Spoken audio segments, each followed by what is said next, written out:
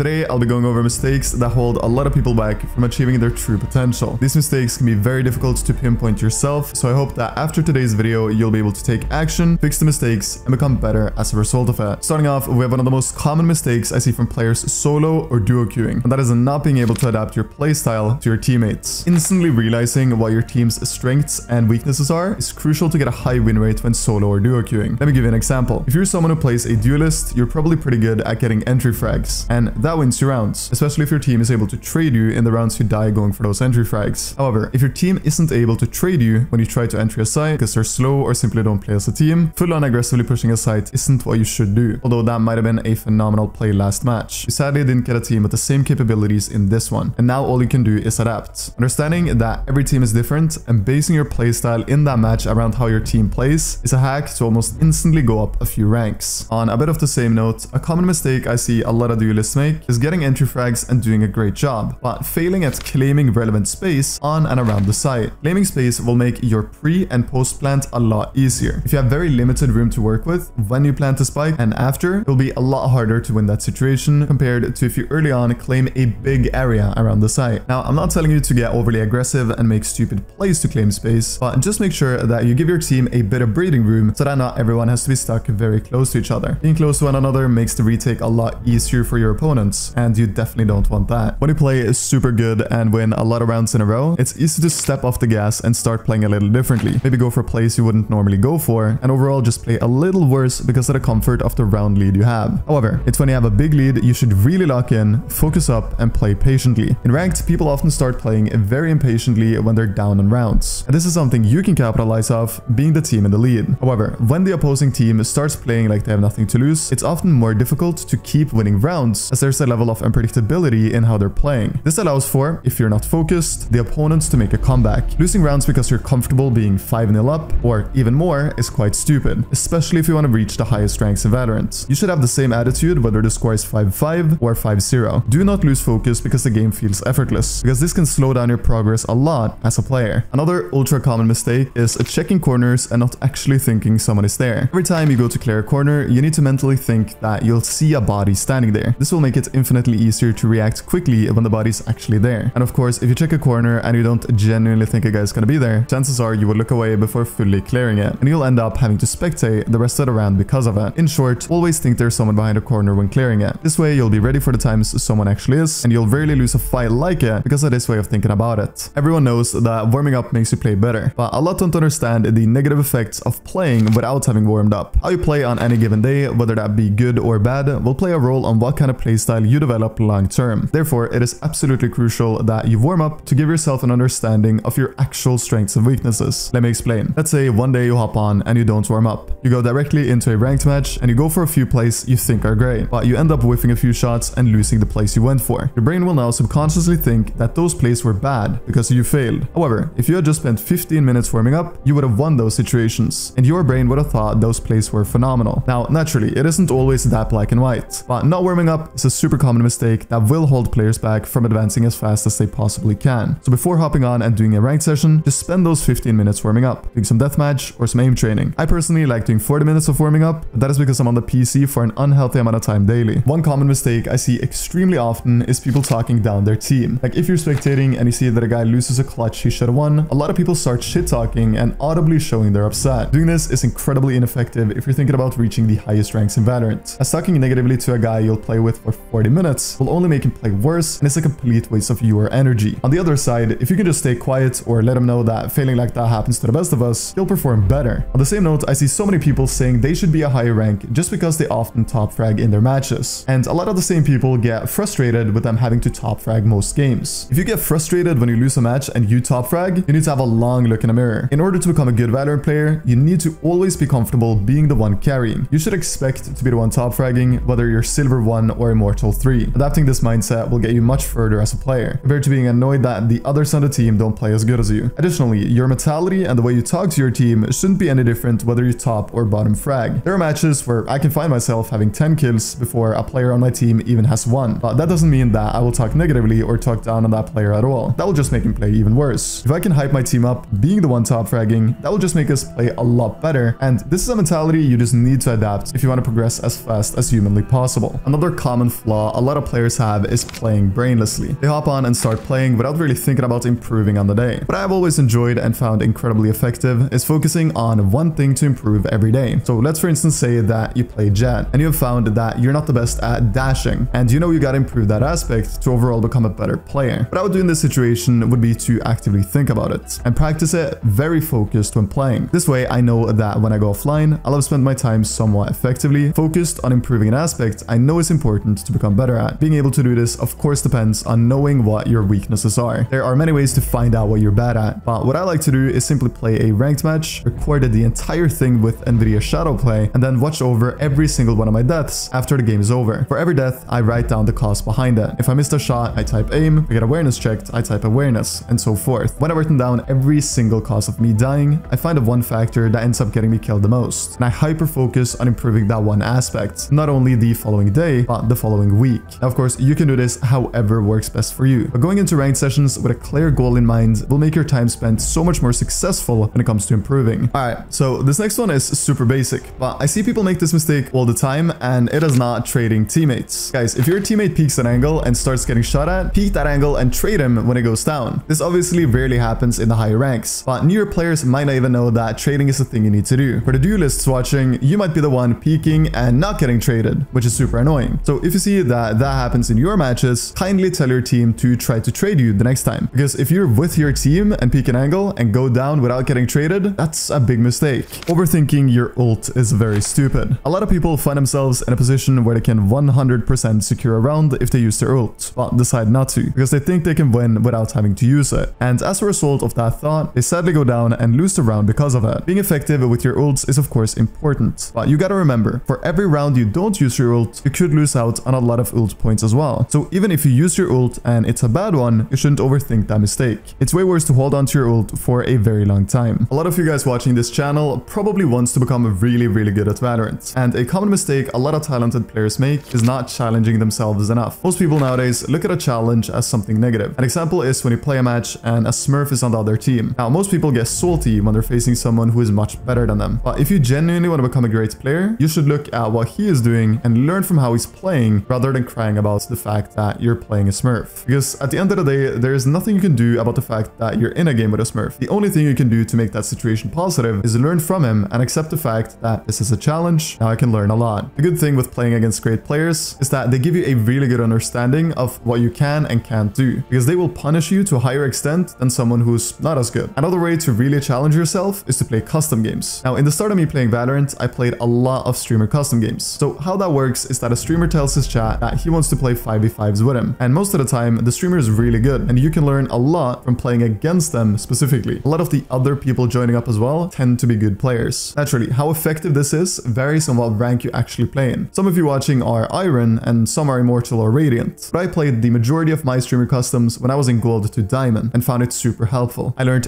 way more compared to when I played Ranked, so I highly recommend trying it out. Guys, those are some common mistakes people make in Valorant. If there's any more you can think of, make sure to drop them in the comments below. Other than that, please go on to have a wonderful day, and I'll talk to you very soon.